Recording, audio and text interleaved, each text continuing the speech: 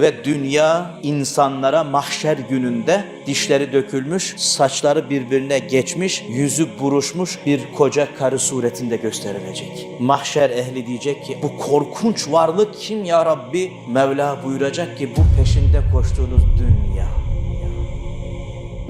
Adına kanlar döktüğünüz, adına iftiralar ettiğiniz, adına günahlar yaptığınız, isyanlar yaptığınız, zulümler yaptığınız, kardeşliğinizi unuttunuz. İşte bu adına ve uğruna nicelerini feda ettiğiniz dünya bu. O zaman kişi kendine yazık etmiş olacak. Allah'ım diyecek ben bunun için mi kan döktüm? Allah'ım diyecek ben bunun için mi zina ettim? Allah'ım ben bunun için mi namazı terk ettim? Allah'ım ben bunun için mi kardeşimi üzdüm? Allah'ım ben bunun için mi gözümün görmediği ama birilerinin fısıltılarıyla söylediği laflarla kardeşime iftira ettim? Allah'ım, Allah'ım, Allah'ım diye peşi sıra kendini nedametle, büyük bir pişmanlıkla kınayacak insan.